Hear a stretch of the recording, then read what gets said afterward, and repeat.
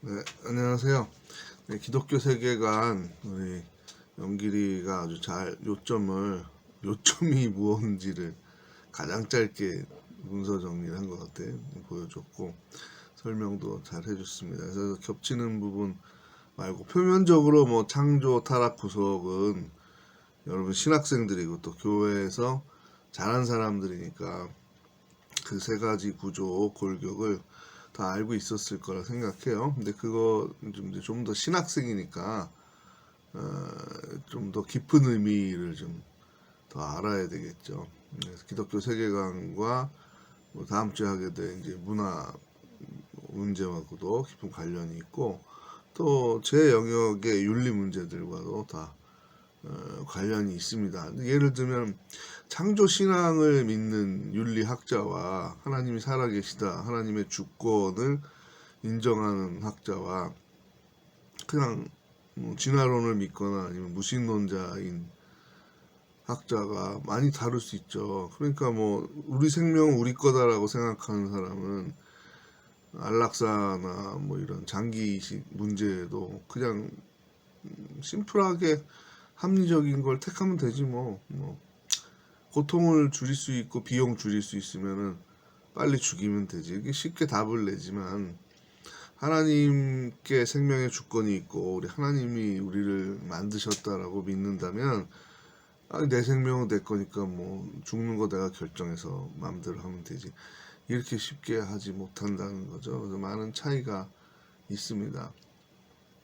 조직 신학에서도 많은 테마들이 여기에서 나오게 되죠. 근데 이제 윤리와 문화의 관점에서는 그런 논쟁들은 좀 줄이고 이런 심층의 의미를 좀 다루려고 그러는데요. 먼저 하나님이 존재하고 그 존재하는 하나님이 우주를 만들었고 그 우주 가운데 지구라는 행성 별이 있고 지구 안에 이런 많은 자연 환경과 사람을 지었다. 근데 특별히 이 사람은 하나님과 소통할 수 있고 하나님과 교제할 수 있고 하나님을 신앙할 수 있는 믿을 수 있는 존재로서 이성의 특별함 또 심미적인 기능의 특별함 그리고 윤리적인 기능의 특별함을 그 전체를 다 또 자유의지와 인격이라고 말할 수 있겠죠.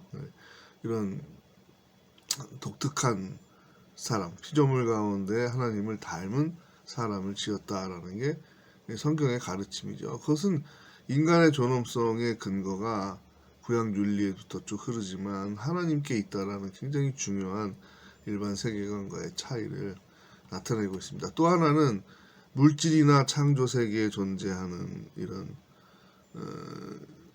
소위 한계를 지닌 육체적인 한계를 지닌 존재나 물질 자체가 절대 악한 것이 아니다라는 것을 창조 신앙은 말하고 있습니다.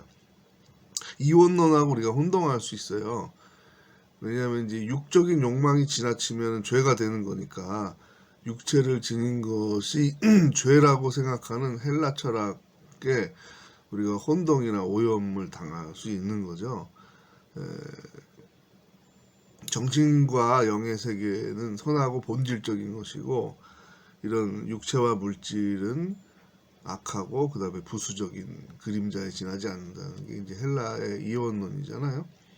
중세 철학과 중세의 신학이 많이 그 헬라의 철학으로부터 영향을 받았어요. 그 종교개혁은 다시 성서적 세계관을 회복한 것이다. 또 이렇게 말할 수도 있겠죠.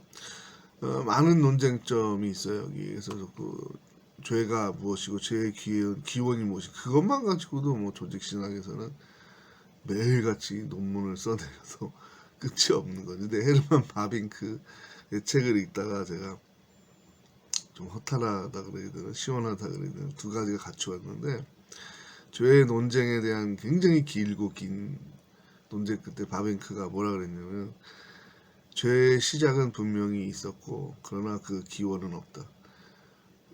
이렇게 한 문장으로 정리를 했어요.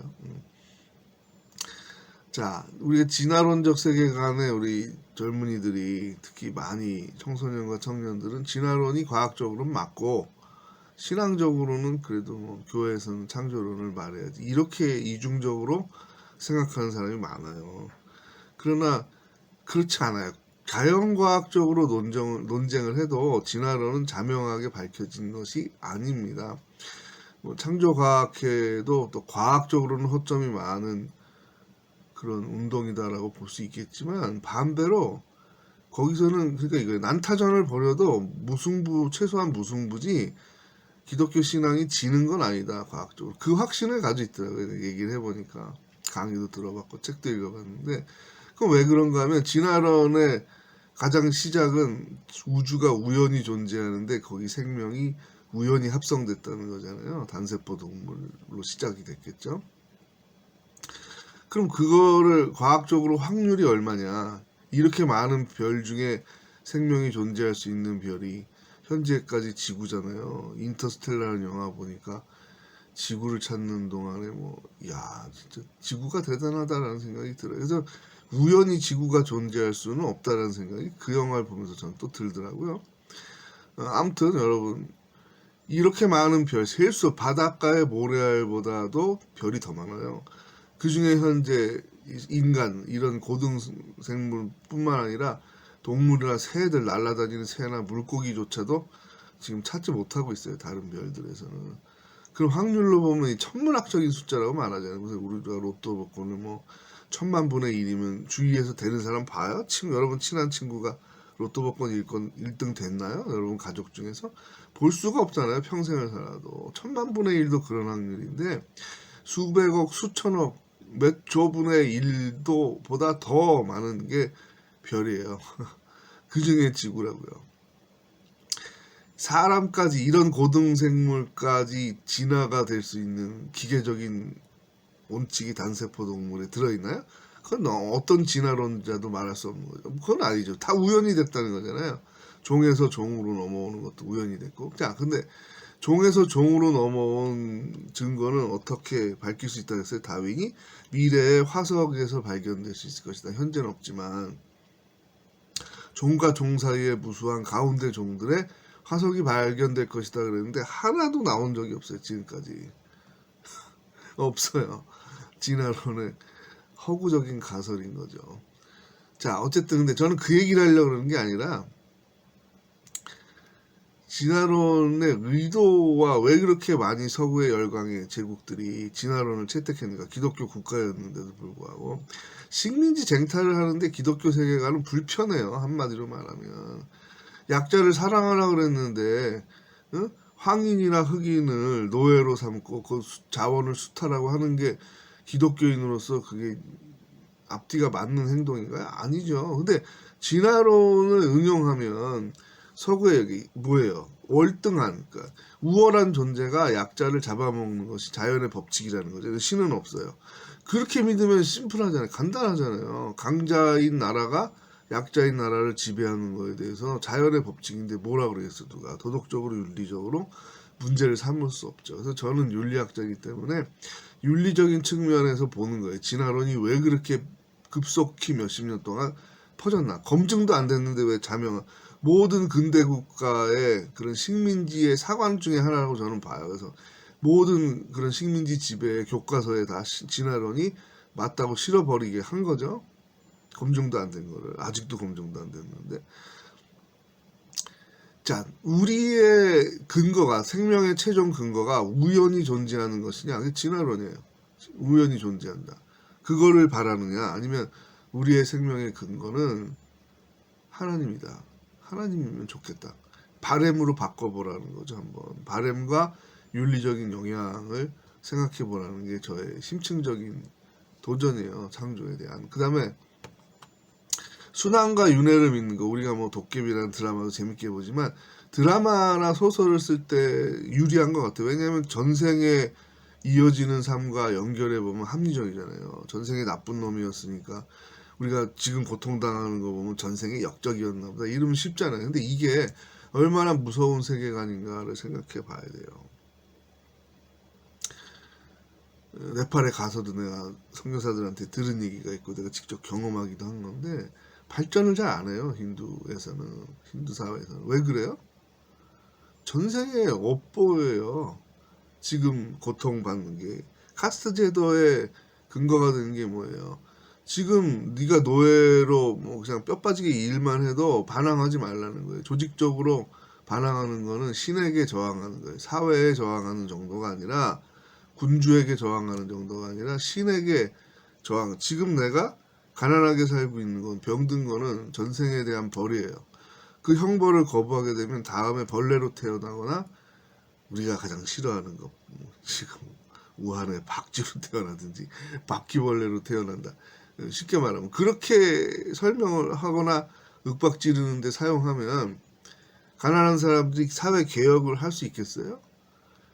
제가 네팔에 가서 들은 얘기 1년 동안 가로등에 불이 안 들어와도 우리로 치면 이제 동사무소죠. 동사무소에 가서 항의하는 주민이 한 명도 없대. 왜? 생활에서 한 번도 그런 걸 해본 적이 없는 거야. 하면 안 된다고 생각하고. 이제 최근에 이제 인터넷 이런 걸로 봐서 서양에 시위하는 거 이런 걸 봐서 이제 우리도 뭘 해달라 이런 거를 막 거리에서 하기 시작했다고 얘기를 하더라고요. 그 수천 년 동안 그 많은 자원을 가지고 인구를 가지고도 발전을 못하고 골고루 잘 살지 못하는 이유에 이 세계관이 들어있는 거예요. 뭐 그 얘기는 더 자세하게는 못하겠는데 아무튼 그 정도 정리를 하고 이 타락도 많은 오해를 하는데 이제 인간이 타락해서 나쁜 놈들이다. 야 기독교는 왜 사람을 이렇게 나쁘게 보냐 끝 이렇게 이해하면 안 되죠. 기독교인이 설명해 줄 수 있어야죠. 타락의 현재 리얼리티 속에서 우리가 신문을 보건 뭐 인터넷 뉴스를 보던 소설 보든 드라마를 보든 악인이 나와요 안 나와요? 나오죠. 근데 그 가끔 있는 일이에요. 그게 아니죠. 매일같이 일어나는 일이고 지금 모든 사람이 경찰서에 뭐 잡히고 구속되지 않은 이유는 선하기 때문이라기보다는 그 악을 이렇게 발현할 수 있는 악을 이렇게 막 폭발할 수 있는 기회가 없이 그 얘기 뭐예요? 환경이나 여러 조건이 좋고 부모를 잘 만나고 이런 속에서 내가 범죄를 안 한 것뿐이지 나도 극악무도한 그런 사람들 사이에서 자라고 환경 나쁘고 불만 가득하고 사회가 그냥 없어지면 좋겠다 이런 생각하면 훨씬 더 악행을 저지르기 쉬운 거예요. 우리 마음의 본성에 들어있는 거예요. 그게. 그래서 그 악하다는 거고 또 하나는 영적인 의미에서 더 중요한 건 뭐예요? 우리 스스로 하나님의 존재를 깨닫고 구원의 길을 찾고 득도하고 이런 거 못한다는 거죠. 하나님의 은총이 필요하다는 거잖아요. 그거를 깨닫게 해주는 아주 중요한 생각과 기반이 이 타락에 대한 거죠. 2편에서 계속 되겠습니다. 네, 세계관 2편 계속 되겠습니다. 자, 타락에 대한 얘기를 하다가 끊겼는데요. 그래서 타락은 인간이 자유의지가 있었다라는 선언이기도 하죠. 타락했다는 건 잘못 사용했다는 거니까요. 선택을 잘못했다. 자유의지를 잘못 사용했기 때문에 우리는 기계론적인 운명론을 믿지 않는다는 거예요. 하나님의 섭리와 예정 이것도 조직신학의 큰 논쟁거리지만 기계적인 거를 얘기하는 건 아니에요. 그게. 우리가 모두 자유의지가 없이 하나님의 선택에 의해서 로버트처럼 움직여서 결정이 나 있다. 이런 의미로 칼빈이 말한 게 아니다라는 것도 나중에 차차 공부를 해보시고. 자, 또 하나. 인간이 악하다라는 사상은 인간이 약하다는 말도 되죠. 그렇죠? 약하니까 또 악하게 되는 거예요. 그래서 열등감이 죄의 많은 동기가 되기도 하는 거잖아요. 실패하는 거, 좌절하는 거, 자꾸만 이런 상실감을 느끼는 거, 이런 게 악의 요소들이 되는 거죠. 그래서 인간을 보호해야 된다, 긍휼히 여겨야 된다는 것으로 이게 작용할 수 있는 거예요.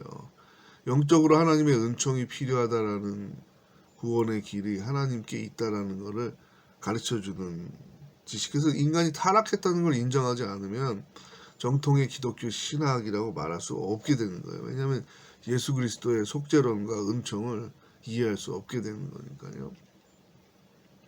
그리고 인간이 절대 권력을 가지면 신처럼 안 되죠. 파라오에게서 경험했고 가나안의 성주들에서 경험했고 이후에 수많은 제국들의 황제와 중세에는 로마 교황이 황제보다 더한 권력을 가졌을 때 어떻게 세상이 더 악해지고 사람들이 살기 힘들어지는지를 경험했잖아요. 그래서 종교개혁이 다시 이런 성서적인 세계관의 회복이라고 볼 수 있는데 인간이 타락했다. 어떤 인간에게도 절대적인 신적인 권위를 줘서는 안 된다는 것을 가져오는 거예요.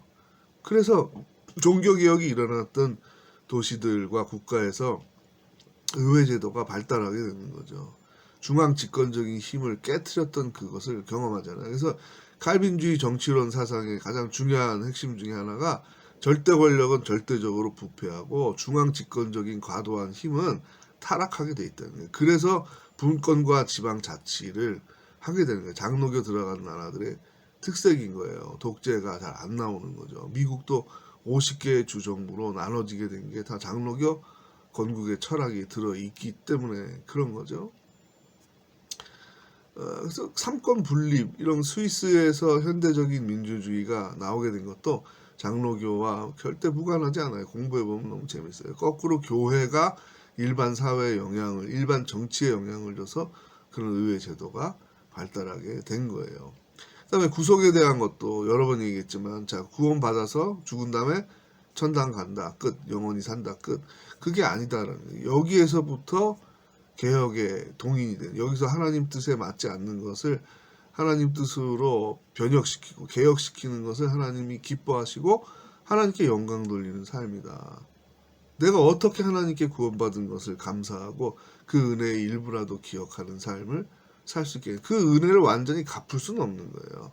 우리의 선행을 통해서. 그건 불가능하지만, 효자라는 게 뭐예요? 엄마의 길러준 사랑, 낳아준 사랑을 100%다 갚을 수 있어요? 용돈을 드리면? 그건 아니죠. 그러나 철이 든다, 효자다라는 말은 그 부모가 자식들이 잘 되고 행복하게 사는 걸 바라잖아요. 그래서 잔소리도 하는 거고 야단도 치는 거고요. 그거와 마찬가지죠. 하나님께 영광을 돌린다는 건 하늘에 내가 공중에 뭘 자꾸 던지는 거예요. 그것만 가지고 설명이 안 되죠. 하나님이 기뻐한다는 거, 이 땅의 역사를 보고 하나님이 도와주기를 원하는 사람들, 가난한 사람들을 위해 살아라. 하나님이 왜 그렇게 말씀하시죠? 하나님이 직접 하늘에서 빵을 뿌리고 돈을 뿌리고 그러지 않잖아요. 사람들이 움직여서 그 일을 하는 거잖아요. 그래서 중요한 거예요. 그래서 보통 기독교 세계관의 이제 대학 선교단체에서 많이 가르치는 건데, 창조 타락 구속 이 얘기 많이 하는데, 저는 하나 더 붙여서 변혁이라는 거를 붙여요. 구원 안에도 칭의와 성화를 강조해서 그 성화에서 이 변혁의 동인을 끌어내는 거예요. 그게 제 박사 논문의 취지이기도 했고, 지금 여러 글들과 강의도 다 거기에 초점이 있는 거예요. 구원 얻은 사람이 하나님께 감사해야 되잖아요. 그렇죠? 은혜로 구원 얻었다는 게 뭐예요? 내가 정당한 어떤 업적을 세워서 그만큼의 혜택을 내가 가져간다, 이런 게 아니잖아요. 하나님이 내가 할 수 없는 은총을 주셨다는 거죠. 은혜를 주셨다는 거잖아요. 그래서 기쁘고 감사한 거잖아요. 그러니까 하나님께 영광을 돌리는 삶을 살게 되는 건데, 그 영광을 돌리는 삶과 약자를 배려하고 보호하는 삶이 무관할 수가 없는 거죠. 왜? 하나님께서 우리에게 요구하는 게, 야, 저 가난한 사람을 도와주는 거는 나를 기억하는 거야. 내 말을 존중하는 거야. 나를 기쁘게 하는 거야. 라고 성경 곳곳에서 강조를 하고 있는데, 그거와 상관없어. 예배 잘 드리고 죽어서 천당 가면 돼. 이것은 상당히 하나님의 뜻을 축소하고 왜곡하는 거라는 거죠. 그래서 구원에 성화와 변혁을 꼭 넣어야 되겠다라는 게 제 주장이에요. 근데 이제 제가 영향력이 너무 미약하고, 뭐 책을 써도 글도 안 팔리고 게을러서 유튜브에 인기 있는 스타도 아니고, 뭐 장신대 전임 교수도 아니고 큰 교회 담임 목사도 아니고, 참 그런 것 같아요. 제가 제 얘기 들은 사람도 이게 너무 중요해, 한국 교회 너무 중요해라고 얘기를 하는데, 제 영향력은 너무 미미해요. 사실 제가 무능력하고 게으르기도 합니다. 그래서 여러분들, 제 제자들 가운데 오히려 이걸 더 잘 또 공부하고 더 영향력 있게, 설득력 있게 여러 대중들에게 선한 영향을 미치면 좋겠어요. 그게 제 바람이기도 해요.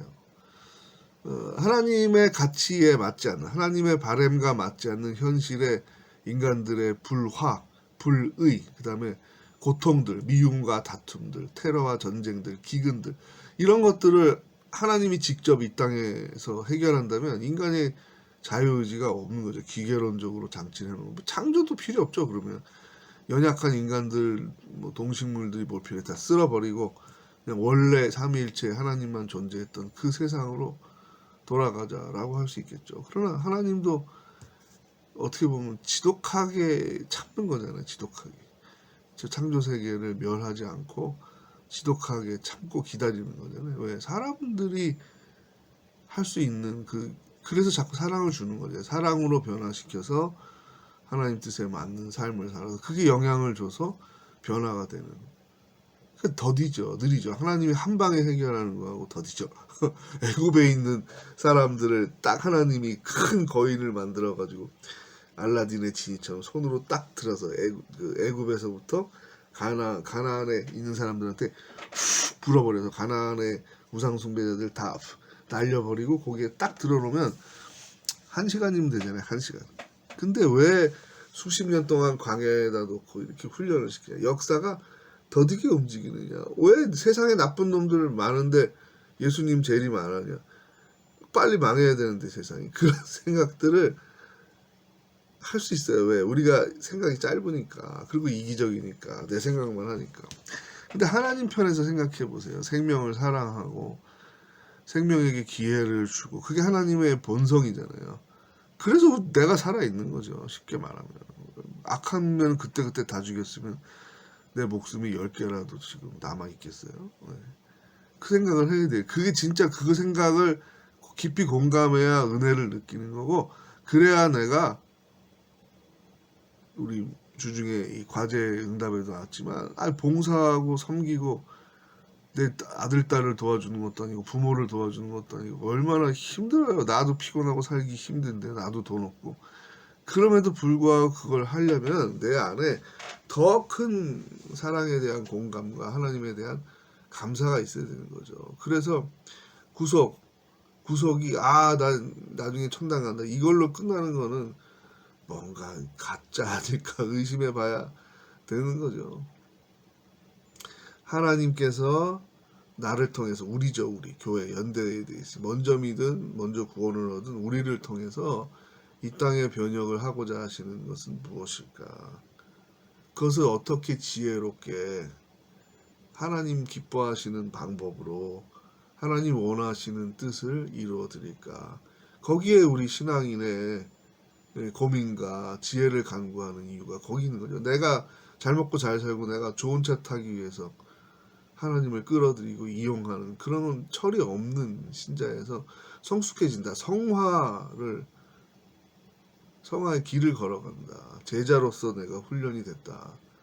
성숙해졌다. 그것은 결코 사회의 변혁과 무관할 수 없다는 게 제 주장인 거예요. 그걸 한 학기 동안 여러분에게 가르쳐주고 싶었던 거예요. 그래서 기독교 세계관과 문화와 여러 윤리 문제들도 이제 성서 후반에 다루게 된 거죠. 그래서 더 깊은 공부를 하고자 하는 동기부여가 되면 이제 여러분 신대원에 가서도 또 선택할 수 있고 또 더 공부할 수 있는 기회와 마음 의지가 있는 사람들은 THM에 가서 기독교 윤리와 문화를 전공하면서 또 세부적으로 내가 여기에 더 전념해야 되겠다라고 생각이 되면 또 박사학위 과정에 들어가서 더 공부할 수 있고 그것도 끝이 아니라 저처럼 게으르지 말고 지속적으로 글도 쓰고 강연하고 책이 안 팔려도 또 쓰고 이러면 이제 영향력이 있는 거죠. 또 지금은 이제 이런 온라인의 파워가 강해졌으니까 개인 방송의 시대이기 때문에 자기만 잘 노력하고 또 많은 사람이 도와줘야 되겠죠. 자기만 노력하고 이거는 잘못된 표현이고 여러 사람들과 함께 공감을 하면 우리가 영향력을 크게 미칠 수가 있을 겁니다. 그래서 기독교 세계관에 대한 공부는 제 글에 뭐 각주 달린 책들도 여러분 차차 사서 보고 그래서 사실은 이제 온라인으로 하면서 내가 쓴 글을 더 많이 이제 주게 됐던 것 같아요. 그래서 그거는 여러분이 여태 3년간 배웠던 학생들보다 제가 쓴 글을 이렇게 파일로 다 넘겨준 거는 이게 처음이에요. 못 만나니까 그냥 복사만 해서 주고 아니면 어떤 걸 그냥 이 책 사라 저 책 사라 이렇게 했었는데 못 만나니까 제가 다 카톡 파일로 전부 다 보내줬어요. 그래서 거기 밑에 있는 각주들에 나와 있는 책들을 주목해서 잘 보고 방학 때 사서 뭐부터 볼까 계획을 잘 세워서 그렇게 이 수업에 대한 한 학기로 끝나지 말고 평생 공부하는 데 동기부여가 됐으면 좋겠습니다. 자, 다음 주에 또 만나겠습니다. 안녕.